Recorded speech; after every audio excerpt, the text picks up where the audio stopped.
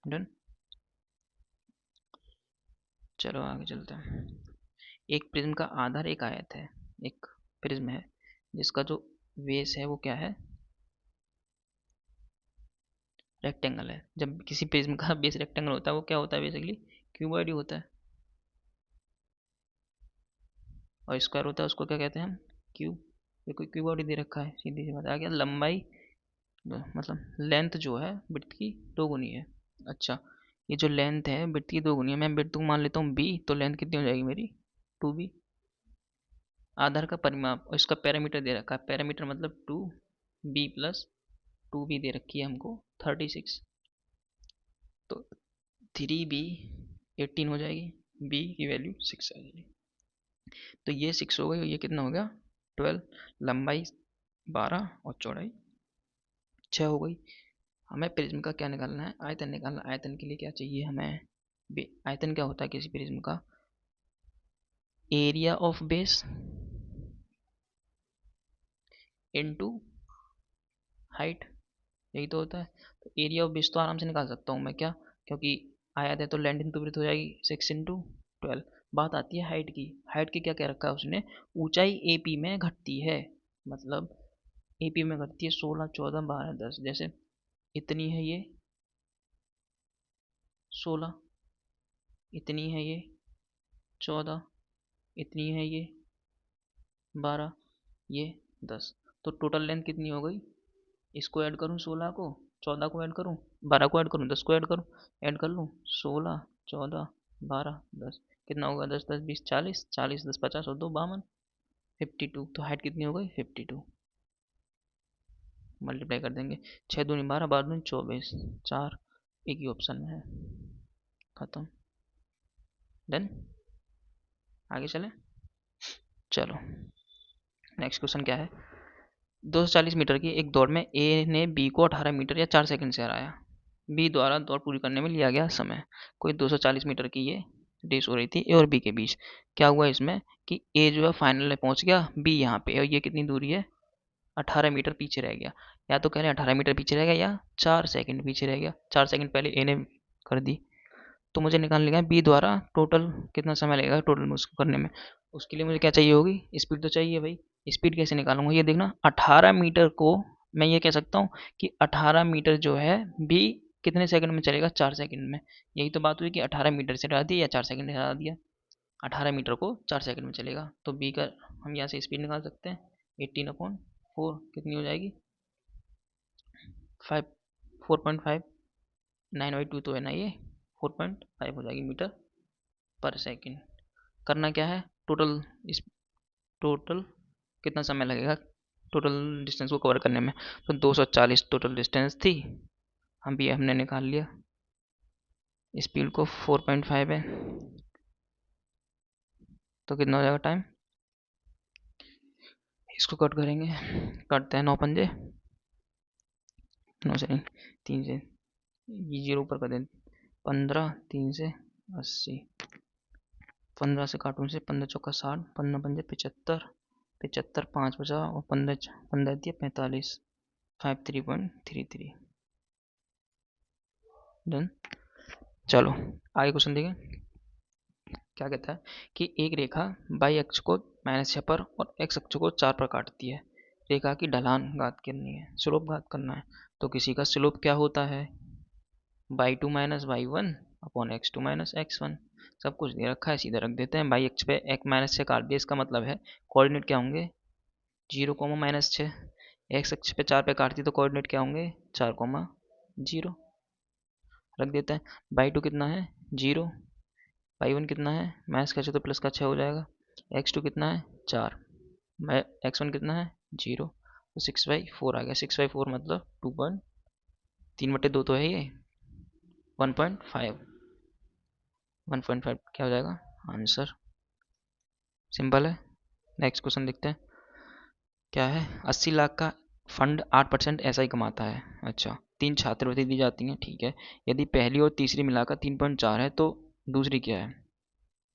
Total छात्रवृत्ति 3 दी गई हैं, उसमें से हमने 2 का मूल दे दिया कि 3.4 है। तीसरी का पूछ रहा है कब, जब हमें 80 लाख पे 8% का ऐसा ही मिलता है। ओके, तो 80 लाख पे 8% का ऐसा ही हो कितना जाएगा? 6.4 लाख। ये 6.4 लाख में से 3 छात्रवृत्ति दी जाती हैं, पहली और तीसरी दे रखी है, तो दूसरी क्या होगी भाई? सिंपल है, 3.4 को घटा दूंगा मैं सीधा, दो दे रखी है, एक निकालनी है, कितनी हो जाएगी? 3 लाख। सिंपल, सीधी सीधी बात है ना, दो तो दे रखी थी, एक तीसरी निकालनी है, तो आंसर यही हो जाएगा। कितना सिंपल क्वेश्चन था। चलो आगे चलते हैं। एक आयत का अर्ध परिमाप दे रखा है 130 और भुजाएं इतने अनुपात में है, उस वर्ग का विकट घात कीजिए जो इसके क्षेत्रफल। पहले हम निकाल लेते हैं क्या। आयत का अर्ध परिमाप, अर्ध परिमाप का मतलब क्या होता है? परिमाप क्या होता है? 2l+b। अर्ध परिमाप इसको आधा कर दूंगा, यानी कि l+b की वैल्यू मुझे सीधी सीधी क्या दे रखी है? 130। ठीक, और वो कह रहा है भुजाओं का रेशियो दे रखा है 8:5, तो मैं इसको ऐसे मान लूँ, तो 8x + 5x कितना है? 130। x की वैल्यू कितनी आ जाएगी यहाँ से? सीधा 10 दिख रही है, तो हमारी लेंथ और विड्थ कितनी हो गई? 80 और 50। तो किसी आयत का लेंथ इतना है, ब्रेथ इतनी है, तो एरिया क्या हो जाएगा? 80 × 50, यानी कि 4000। और ये क्या कह रहा है कि जो वर्ग का विकट घात करना है जिसका क्षेत्रफल इस आयत के समान है, ये क्या है? जो स्क्वायर है उसका एरिया कितना दे बता रहा है ये कि 4000 है, तो साइड क्या हो जाएगी स्क्वायर की? एरिया का रूट होती है, ये साइड हो गई, यानी कितनी हो गई? 400 का 20 का 20 बाहर आ गया, ये 10 बचा। ठीक है, 20 रूट 10 हो गई। अब क्या निकालना है मुझे? इसका विकर्ण निकालना है। डायगोनल क्या होता है? किसी स्क्वायर का डायगोनल होता है √2 इंटू साइड, तो साइड मैंने निकाली कितनी? 20:10, और ये √2 की मल्टीप्लाई कर देंगे। देखो, √10 में √5 × 2 भी तो है, √5 × 2, तो √2 की √2 में मल्टीप्लाई करेंगे तो ये हो जाएगा 2, और 2 की 20 में करेंगे तो 40 हो गया, और √5 बच जाएगा। डायगोनल ये मीटर हो गया। ठीक है, 40 रेशियो, वो सॉरी 40√5। डन। चलो आगे क्वेश्चन पे चलते हैं। ए बी से 3 गुना अच्छा कारीगर है, दोनों मिलाकर एक काम को 36 दिनों में पूरा करते हैं, बी अकेले उस काम को कितने? बहुत ही सिंपल है, ए और बी की हमें एफिशिएंसी दे रखी है कि ए जो है 3 गुना अच्छा कारीगर है, 3:1 में, और दोनों मिलाकर बता रखा है 36 दिनों में करते हैं, तो दोनों की एफिशिएंसी क्या है? 4। करते कितने में? 36 दिन में। टोटल काम कितना हो गया? 120, और 24 144, टोटल वर्क हो गया। मुझे निकालना क्या है? बी अकेले में कितने होगा? बी की एफिशिएंसी एक दे रखी है, तो 140 दिन में ही कर लेगा, सीधी सीधी बात। Don't take any worry.